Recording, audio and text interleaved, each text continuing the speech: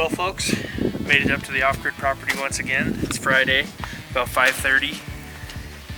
This is a dumpster find actually. I was jumping around through the construction dumpsters looking for random pieces of wood and I found this Sierra Designs tent.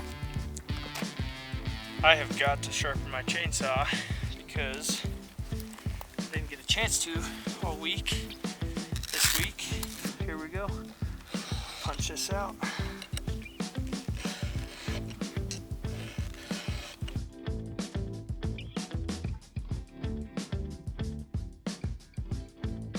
I think my next task is to get this hammock hung up, find a good spot for it, and try and get it situated for some weekend naps if I want to. I think that would be pretty legit.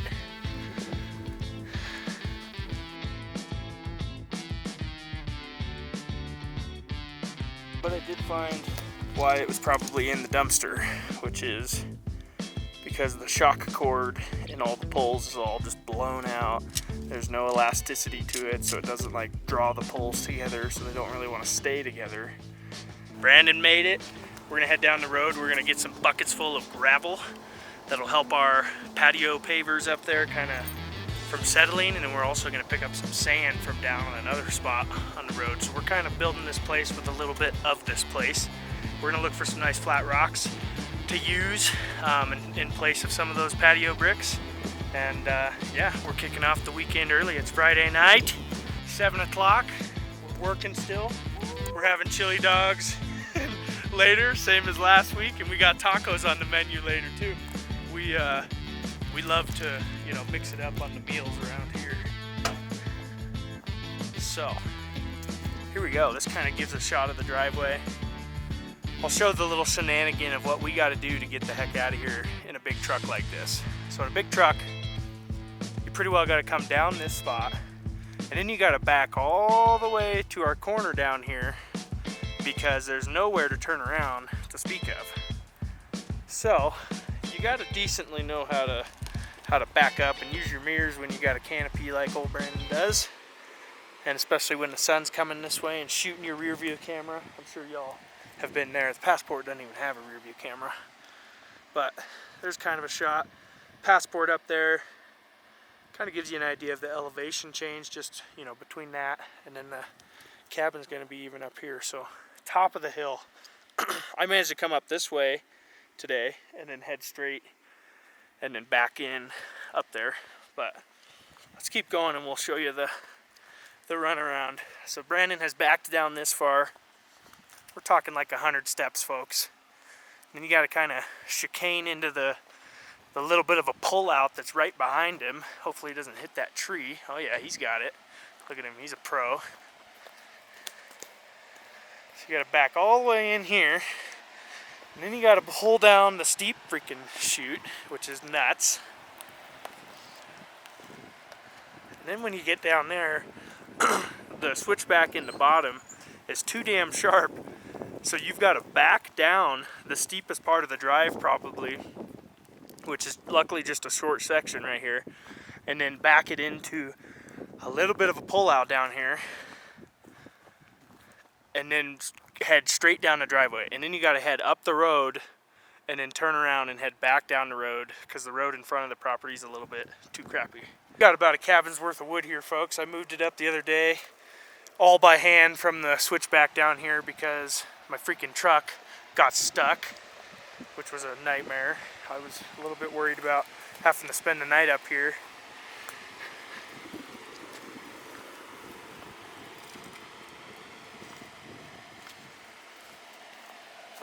Nice little steep chute. And like I said, you got to end up straight into the back little pull out there so that you can nose down the steep portion of the driveway, which is the longest portion of the entire thing. And I've been going now for about 3.5 minutes, so yeah, I'm gonna jump in. It's gotta have been, it's about a 4 to 5 minute shenanigans just to get out of the driveway. Now we're shooting down the longest part. You can feel the dip right there where my tire was stuck on the Ford. Damn 2-wheel drive trucks. Alright, we're coming down the southern side of the property here. holding a lot more snow. You can kind of see it's a real steep like cut bank. My property pretty much starts right here on this corner, almost where this sign is in this tree. And Brandon's got this little plastic bumper on the front, so he wanted to just scoop off the high part of that snow.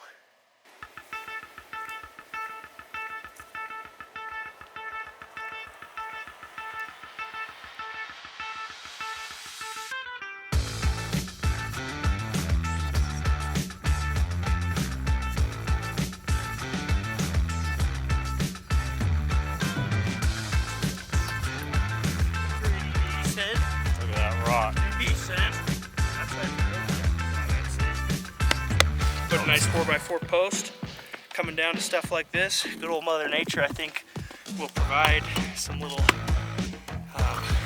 nice things to put our boards on so they're not just sitting directly on the ground. And it's free.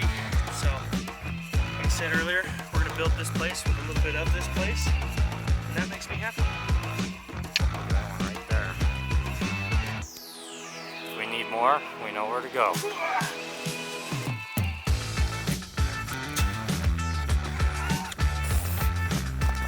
Hell of a workout.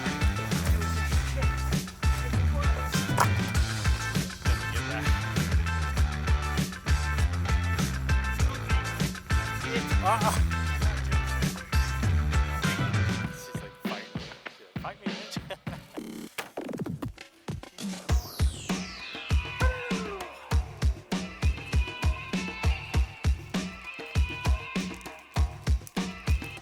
Good morning, everybody. Got some building supplies shaping up here. Got our fire creeping away. Got our corners kind of somewhat figured, but we gotta start on our big rock corner first. Look at this big old mammo jamma. I might have went a little bit overkill. I wanted to have some slack in the hole for it to have some adjustment before the adhesive sets. And ultimately looking at it, the one size down was like too damn close to that size to even be confident it would fit, you know.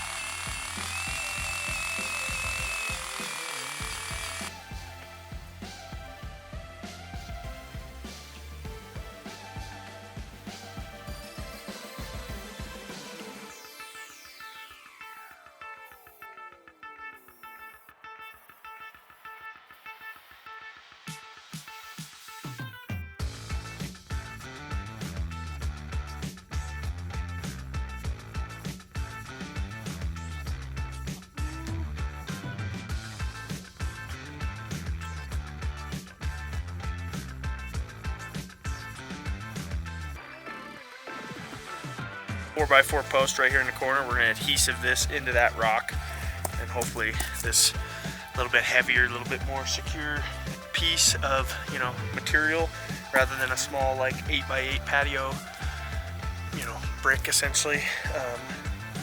Hopefully this will help, you know, be a good cornerstone legitimately for the cabin.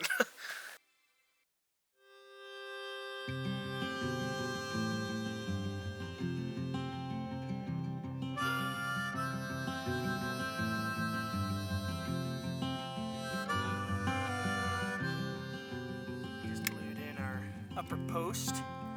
We've got some extra landscape adhesive.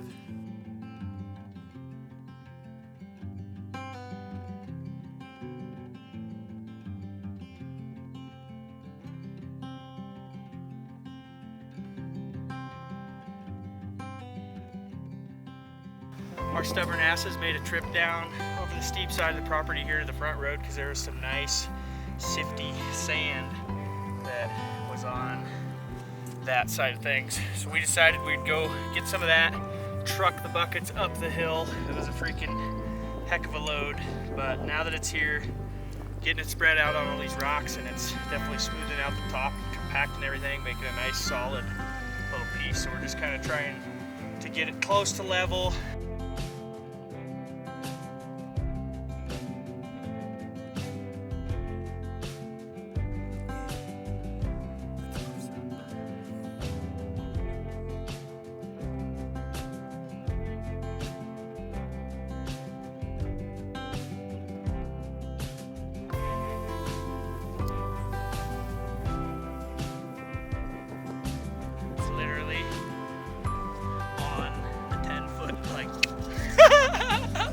we've got this post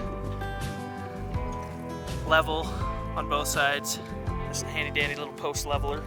It's like $4, totally worth it. We got our joist corners. So we're gonna run like a 9'7" board, whatever the cut is, flush up into this notch all the way to the other one. So we've ran a string, leveled basically off of this corner in this joist.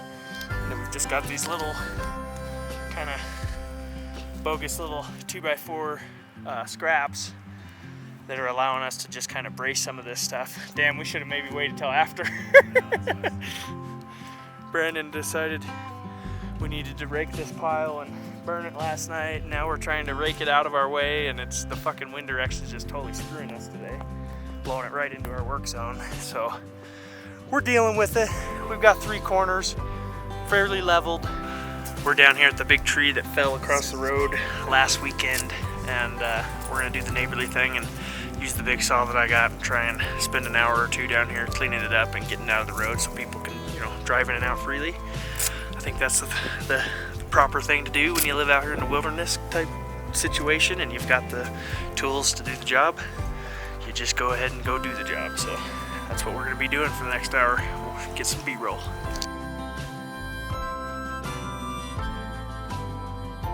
I apologize. I got too stressed out. I didn't film a freaking lick of us cutting our outer beams here and hanging them in place. It was somewhat self-explanatory.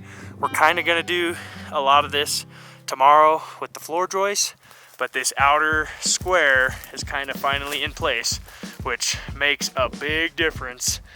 And when you just, step back and you look at that now with a beautiful sunset going off, it almost puts it into perspective what this 10x16 little frame cabin is going to look like. It's probably going to be a 10x12 cabin with a 4-foot little porch on the front.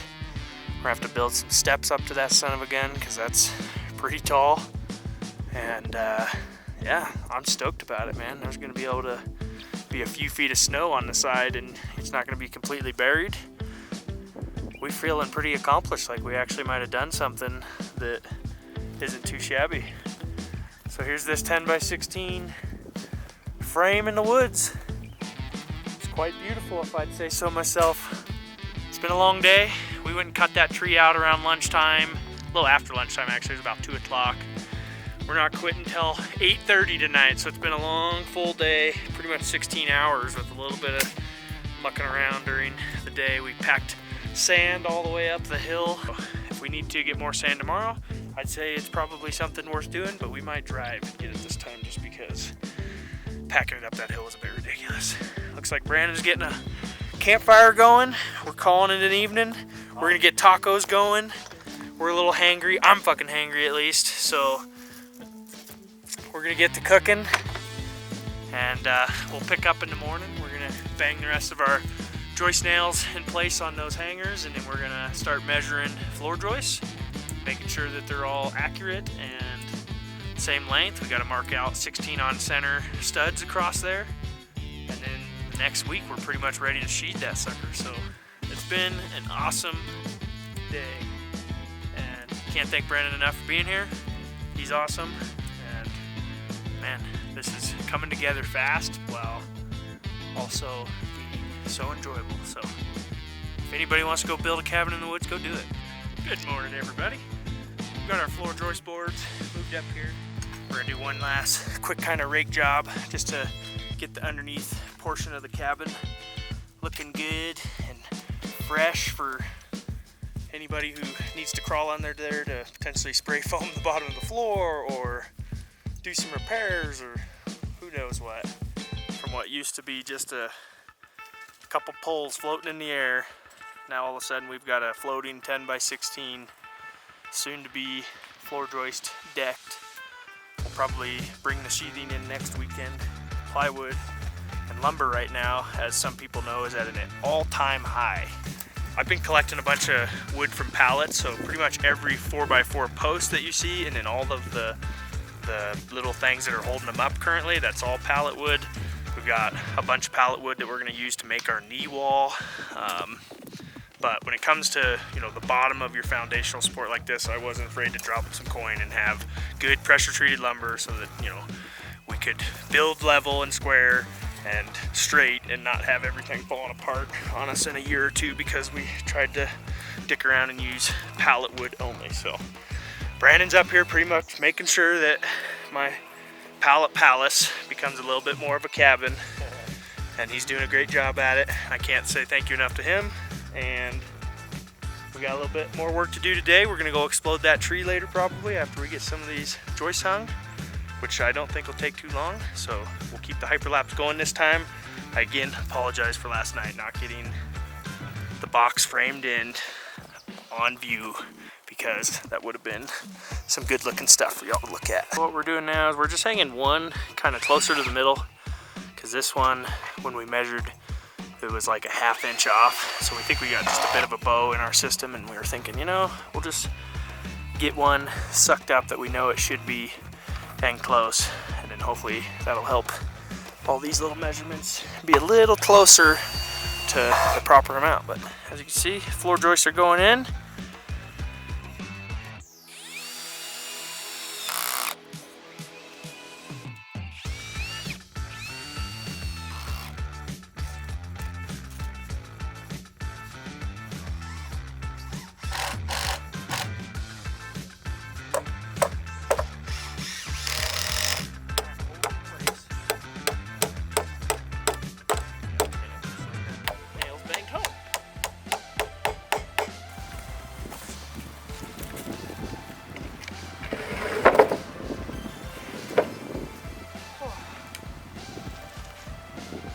Well, this isn't the first official sheet of sheathing, because we'll get some tongue and groove, nicer, thicker stuff than this. This is just a piece I've scavenged out of some construction dumps.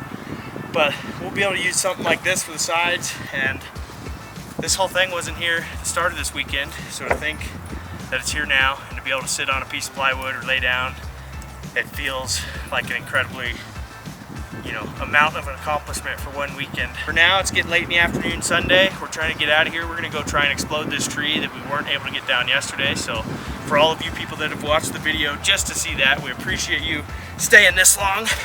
And now we will try not to disappoint. Let's go. We got the shotgun loaded. We're just done cleaning up the tree down there on the neighbors. And now we're taking a look at this big old nasty leaner. We're thinking we're gonna try and just take some pop shots at it with the old shotgun there at the base. Maybe at one of the branches up there in the tree. Good. See what the old black cloud will do to her. Try to get this puppy down. Did you hit it?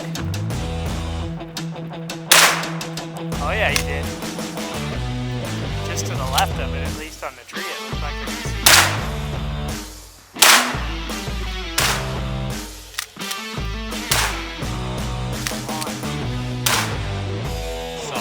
Yep.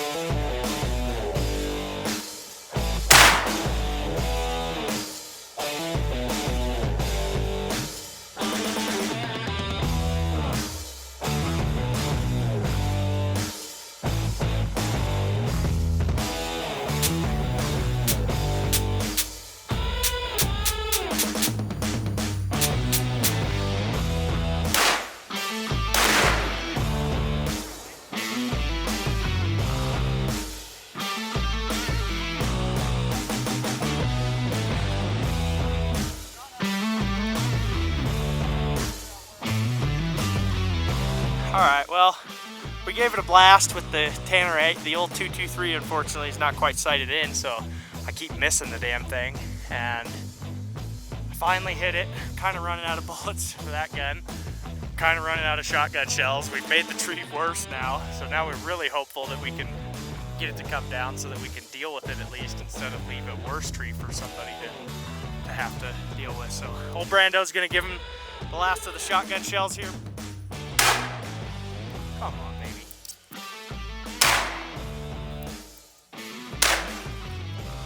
Oh, it's destroying it.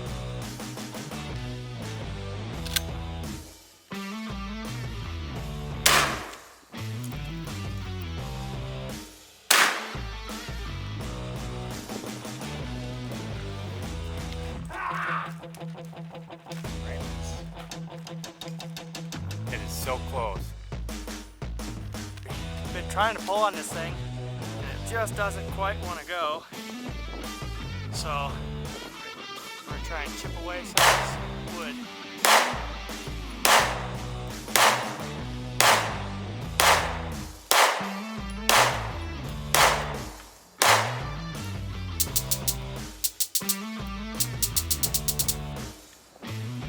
All right, use this gust of breeze, pull it back.